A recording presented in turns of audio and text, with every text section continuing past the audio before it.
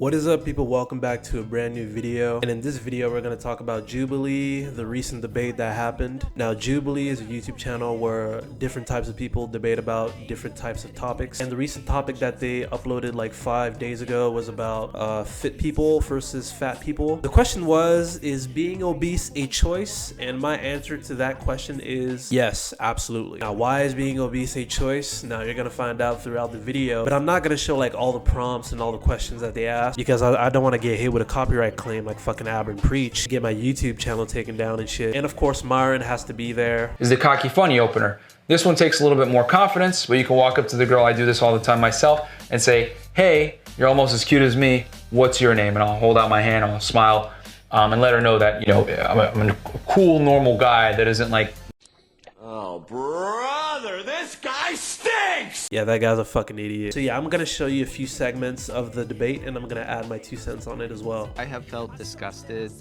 looking at a fat body. Well, it's unacceptable to be fat. Okay, that's a great start. I mean, I know why you say that, but it's one of those things where, do you know why you're saying that? Yes, because I've been fat before and I lost the weight. Well, me too. I've been fat my whole life. I've been way skinnier than I am now, and I've been way heavier than I am now. Was I less valuable at one point in there? Well, I mean, you can make an argument that you're less valuable when you're fatter because you drain resources, but that's a whole other conversation. But yeah, I mean, in general, being fat is unacceptable because you control every single morsel of food that goes into your mouth.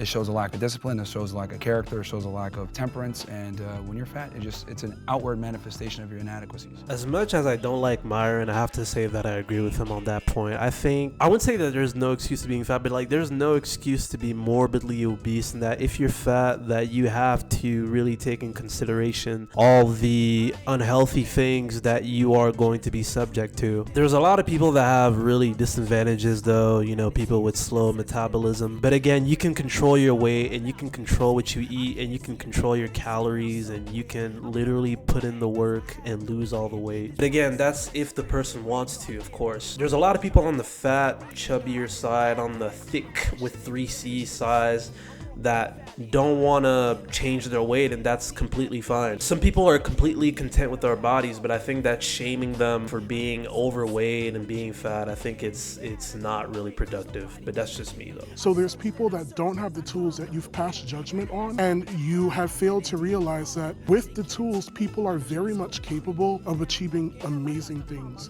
But okay, let's talk about said no, tools. hold on, I'm not done. Why you cut me off I'm before, not done. remember? You are passing judgment on people who lack the tools to do what it is that they need to do to get themselves to a certain point of health. There are multitudes of factors that weighs into what goes on with somebody's body. There are people that even if they work out, losing the weight does not come as simple as just going to the gym, cutting calories, watching everything that you eat. There are some people that have a disposition.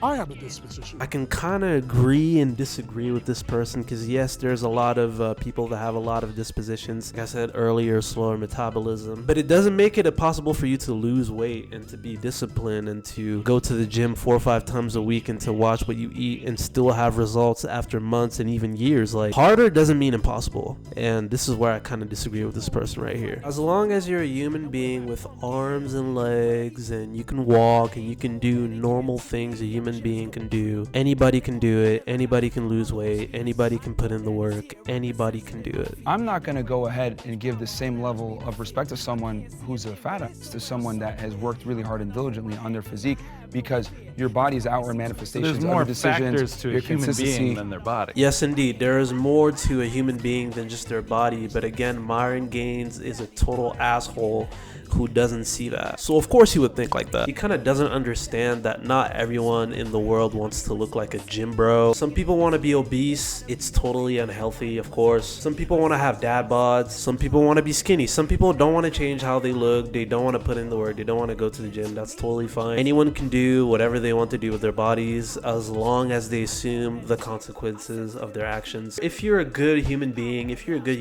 whether you see a person that's fat, very obese, skinny, ripped, jacked, you have to give some level of human decency. Even if in your mind you're like, oh, that person's fat, he's totally a lazy jackass. Human beings are still human beings. Jacked men are more attractive than fat men. Like, how is it possible that they're thinking, no, being obese and unhealthy is more attractive than being fit and healthy? How is this possible? Actually, you know what? This is precisely why a majority of women find a majority of men as unattractive. Because a lot of guys think this way, oh, I just be a nice guy and girls are gonna like me. No, they're not.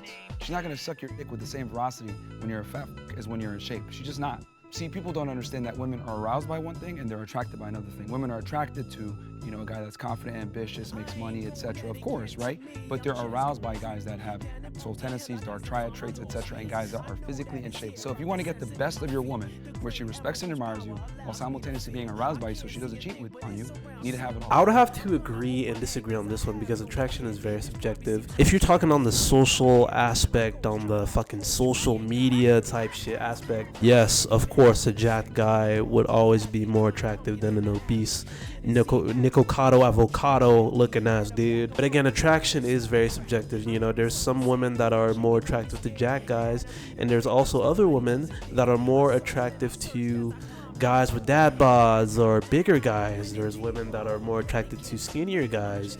It really depends on the person, honestly. But again, it all really depends on the person. But yeah, I'm gonna end the video on that note.